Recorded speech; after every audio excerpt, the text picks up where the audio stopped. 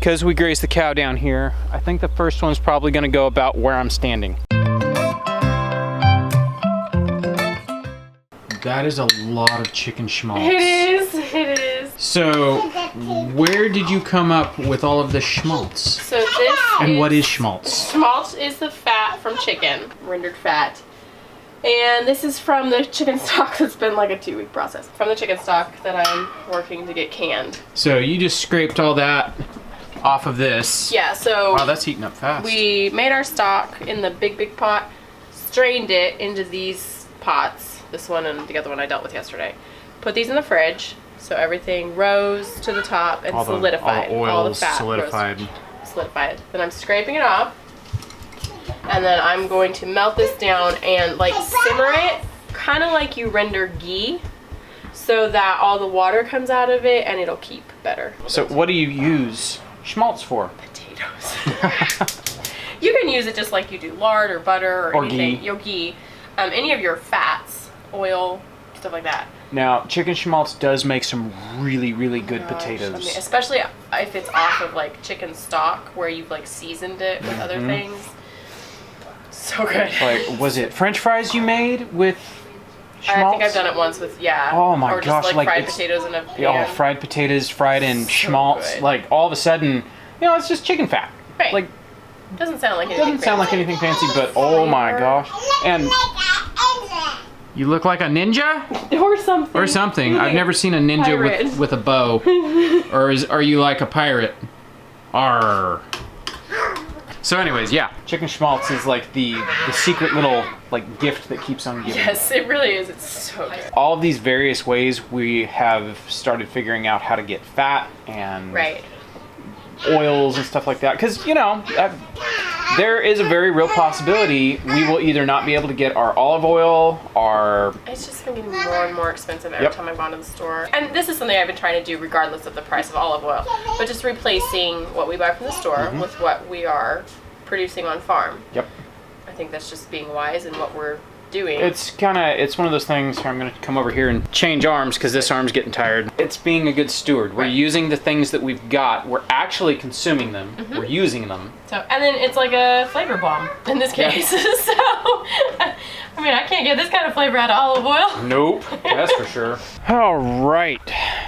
So today I'm actually going to get to do the stuff that I live for. I've got a whole bunch of chestnuts. I found some chestnuts at Walmart, of all places. I have been trying to find chestnut trees anywhere. Every place I've tried to buy them, they're out of stock. I don't know what it is. There's a couple places that I found online that are like, yeah, October 1st is when we start selling, chestnut trees. Get them fast. By the end of the day, they're all sold out. Like, that's the kind of luck I've had. And so in my searching, I found that there's Chestnut Hill.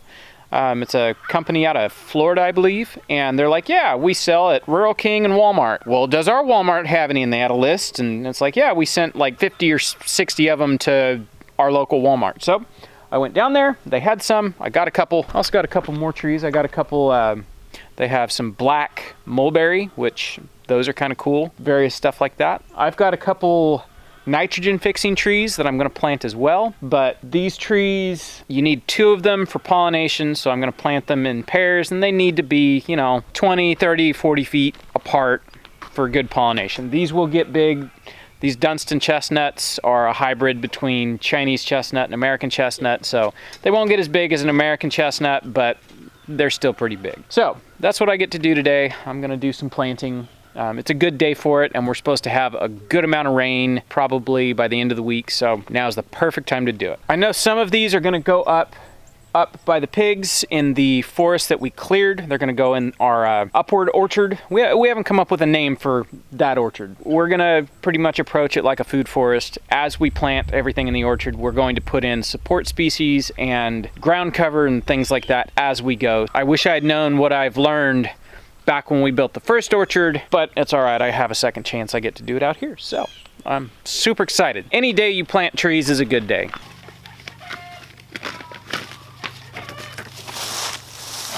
So as we've been on our journey of what trees to plant, what kind of nuts, fruits, all of that, it's kind of a interesting place to be where if I decide I like something, I can plant it. I had never eaten a chestnut until this past year. I forget where we were, and I got to eat one. And it's like, wow, these are really good. And then there's a really cool book I read this summer, Trees of Power by Akiva Silver. Really interesting book. And he talks about chestnuts and all the things that these trees do and what a good provider they are. I was like, I would really like to get some. What I'd really like to get is some American chestnut. I know that the American Chestnut Foundation is doing a lot of work to basically bring back the American chestnut after the blight totally wiped them out back in the early, started in like 1904, and by like I think the 40s, the chestnut blight had completely ravaged the whole eastern United States. So it would be really cool to get involved in planting some of these trees that they've bred to be disease resistant. For right now, this is what I got. So this is what we're gonna plant. I think while I'm at it, I've got a couple plum trees that need to go out in the orchard. I've also got some support species, like I've got a whole bunch of mimosa trees, so I'll stick them out there. I have a couple red buds. Pretty sorry looking red buds. They were mostly dead when I got them, but the roots are what's alive. Red buds are also a nitrogen fixer. All right, I'm gonna go grab my keys and probably a jacket because it's kind of chilly out here. All right, while that very cold tractor warms up, I'm gonna walk down here and look real quick at how many trees I want to plant. I know that for pollination, you really need 2 chestnuts so they can, pollinate and produce fruit. I'll go down here and see what kind of spacing. I think I'm gonna plant them fairly close. We can kind of use them as a screen, and honestly, I think it'd be kind of cool. You have to be careful about your chestnuts though, because if you've never seen a chestnut burr, they are the biggest, spikiest, most horrible thing to have in your backyard if you try to go barefoot. A lot of people I've talked to who have chestnuts or have had chestnuts, they absolutely hate them in their backyard because the seeds, the seed pod that, it makes the nuts, it's called a burr. The burrs are these massive spike balls, and you can't really even pick them up with your bare hands. You have to wear gloves because they're so spiky. All right, so I had originally planted 8 trees, 4 cedar trees and 4 pine trees, basically all along this kind of the last of the ridge down here by the farmhouse. And one of the cedars, that little stick you see there, was the only one that survived. I just dug them up in random places and transplanted them. All of the pine trees died, and the 3 of the 4 cedars I planted died. That one was actually doing great. And then one of the paddocks we had with the cow, while we were in here, I let the cows get to that tree and they annihilated it. Like, it's all broken in half. That was Biscuit. I'm basically gonna go in this line. I think the first one, because we grazed the cow down here, I think the first one's probably gonna go about where I'm standing. I like this. I think I'll do 1 tree here. I'll pace out like, 20, 30 feet, do the next one. And then over there on the crest of the hill right there, we had a whole bunch of those Chinese paradise trees out in front of the farmhouse. Cut all of them down. I don't want them. The animals won't touch them. They're not even good animal fodder, and they're just a junk tree. I'll do a couple mulberries over here. I think this spot right here would be great. I could do a mulberry here. I could do one a little bit further down. They'll get nice and big and bushy. I think that'd be a great kind of screen down here at the front of the property. All right, I do know I'm gonna plant those 2 plum trees that I have sitting there. They'll probably go out here. This row needs some love, so I've got my nitrogen fixers. Eventually I'm gonna add more nitrogen fixers in here. No real rush right now. Let me go grab the tractor and shovel and everything that I need.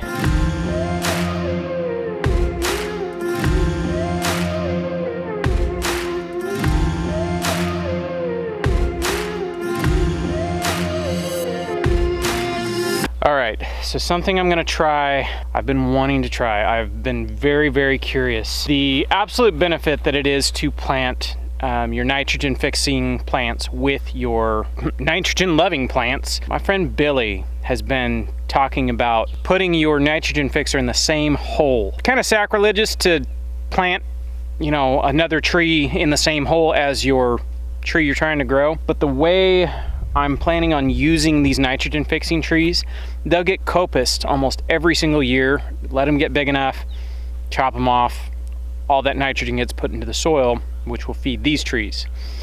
I'm gonna try it. You know, our motto around here is pretty much, it'll either work or it won't. Really, it doesn't matter. Like, if it works, awesome. We just found a new way to get our trees to grow bigger, faster, or it doesn't work. And I gotta pull out the nitrogen fixer anyways. I'm not worried about having the mimosa trees outcompete these chestnut trees. I think they'll actually get shaded out, but what's it hurt to try? Like, it literally doesn't hurt to try. And one more thing that you guys are gonna see, I've got a whole bunch of bulbs that I bought on clearance because 'tis the season. Deer hate most bulbs, like daffodils, tulips. Maybe deer just don't like pretty flowers in the spring, but it's one of those things. I like flowers, so I'm gonna plant flowers in the orchard. And if it helps run the deer off, not that we have a problem with deer, but if it, you know, supposedly is a deer repellent, why not? Let's just add that to the list of things that we get. And we get pretty flowers in the spring.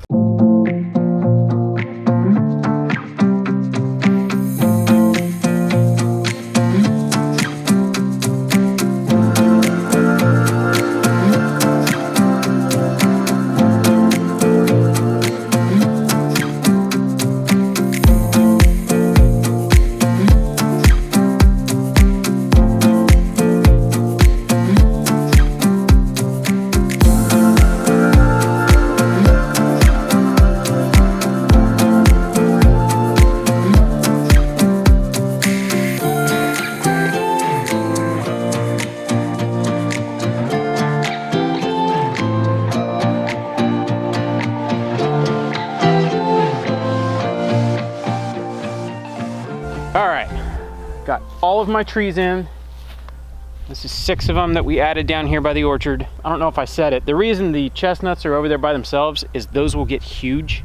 I'm not real worried about them shading out the orchard. I mean, they'll get big, but I'm not gonna let them get, you know, monstrous, even though that would be kind of cool. That's why they're over there by themselves. Now I'm gonna go get a scoop of compost and I'll come top dress everything, and then I'll get a scoop of wood chips and cover up the compost to help aid in the water retention.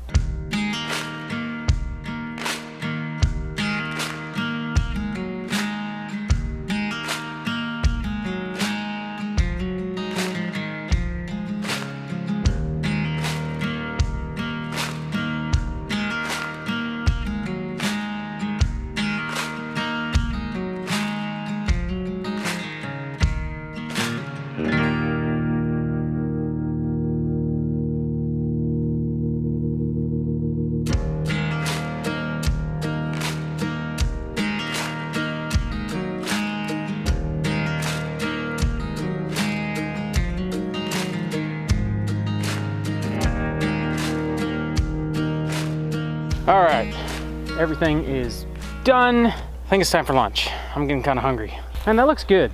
I don't know why. Just all of a sudden where there's trees, where there were no trees, it's a good sight. The more and more we work on this orchard and fill it out, it's starting to look like something. Sure does look a lot different than when we first got here, that's for sure. All right, I don't know if I can bring the tractor up here. Oh yeah, lunch was fabulous, by the way. Meg made some homemade mac and cheese, so that was good. I don't know if I can get the tractor up here and turn around because of where the pigs are, and there's still some there's some random stumps and stuff that I need to get up here and deal with. I just haven't dealt with. So we might just come up here with the lawnmower. But I figured before I bring anything up here, I should just get up here with myself and see how many trees I want to plant. The thing about nut trees, you don't necessarily want to plant your nut trees in your regular orchard, especially like your walnuts and stuff like that, because nothing but walnut likes to grow under walnut. I mean, there's a few exceptions, but for the most part, general practice, you don't plant your nut trees in your fruit tree orchard. I'm not sure if chestnuts, if that rule applies, but because they're gonna get so big, I don't necessarily want them shading out everything either. So here's the row. You can't really tell. Something I find funny, all the trees out in the yard orchard, all the peach trees have lost all of their leaves. These ones still have their leaves. They haven't even changed color yet. I think that's what's weird. It tells you there is a way different microclimate here than there is out there. That way's north. So this is mostly a north-facing slope. North-facing slopes can be kind of cool for planting an orchard on because they're cooler, stuff won't flower as early. We just learned this the other day.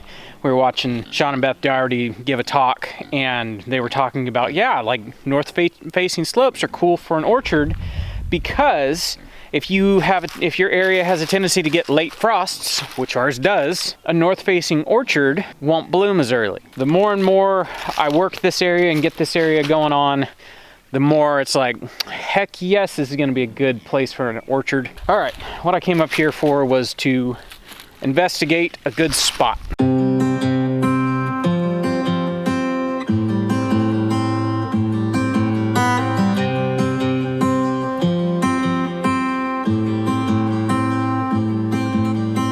Yeah, so there's still a few trees that I've left. Like these are some pretty nice white oaks in here. I may still cut them down, I'm not sure. I've got plenty of white oaks. Now, these beech trees usually take about 40 years before they produce fruit. So, got a few years before they'll start producing. These oak trees, they take a while, but it can be as much as like 20 years with some trees. It's really up to the individual tree. Sometimes they'll fruit early, sometimes they'll fruit super late. It depends on how much growth the tree gets done before it starts producing. So I'm not sure. Pretty much this whole area in here is going to be nothing but fruit production. I would like to have a couple nut trees over here. I've got this great big giant tulip poplar, which I may still cut down. I left it. I would like to go down to one trunk and just let it be one tree. It is a really pretty specimen, even though it's got 4 trunks. I think what we'll do, so I'll do one here, and I think I'll do one over that way. I've got a redbud I want to try as a companion plant, and I've got a black locust I want to try as a companion plant. I don't know if I'm going to plant them in the same hole because they're not bare root, they're 5-gallon sized. So let me go get everything, and I guess we'll come back up here.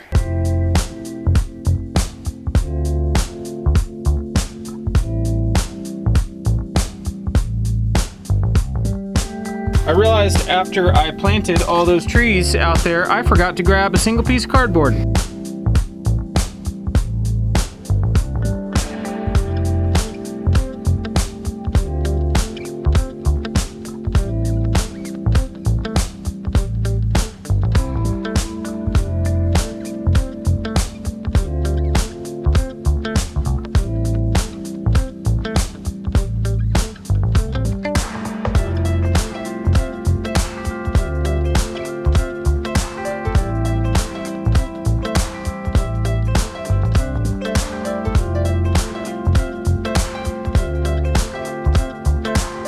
So I actually got this.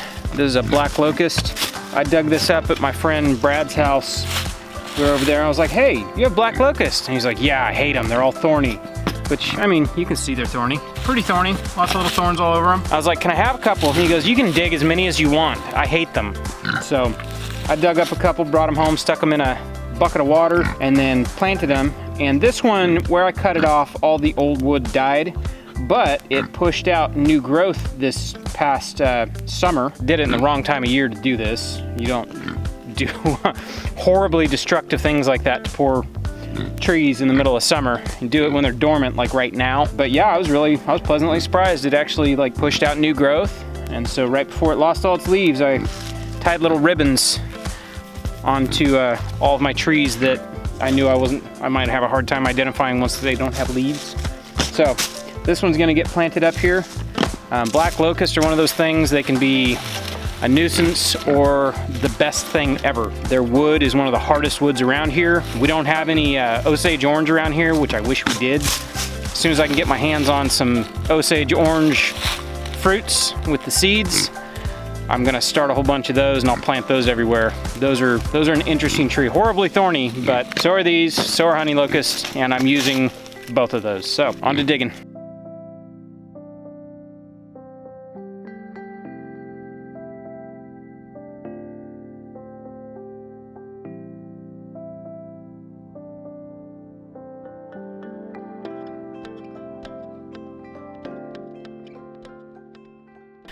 Might just be me, but I think these trees are gonna be a heck of a lot happier here than out there in the grass. And one of the reasons for that is the soil biology up here is already forest soil biology. Whereas out there, it's grassland. Totally different soil biology. It's gonna be a cool experiment to see how stuff does up here versus out there in the grass. All right, I'm gonna go grab some cardboard. We're gonna put some cardboard down this time. And I got wood chips there, so we won't have to haul very far. I think it'll be a lot faster.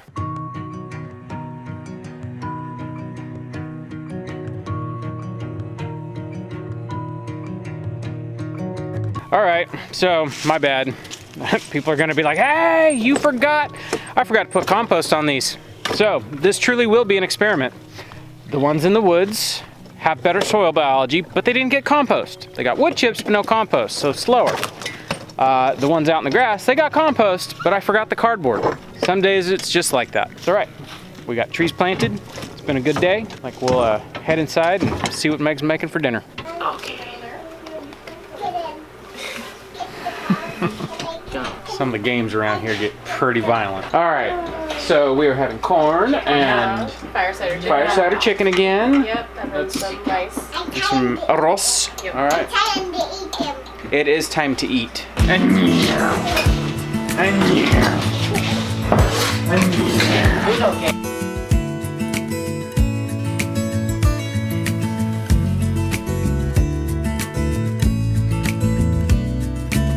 All right, once again, dinner was good. Thank you. Buggy, was dinner good? No! Like, she's honest. Was it the corn? She just asked for more corn. But I put a lot of black pepper in my corn, so she said it was very spicy. She loves corn, but she hates spicy things. Yeah. And so she was like wolfing down the corn, and she stops and goes, I need my water! It's spicy! Okay, sorry, forgot about the wee one that loves corn but hates spicy. Yes. Everything else was good. Yeah. It was all good. Yeah. I enjoyed the spicy corn. That's good. I'm glad you liked it. With that, we're gonna wrap it up right here. So, we will catch you guys on the next one. Bye.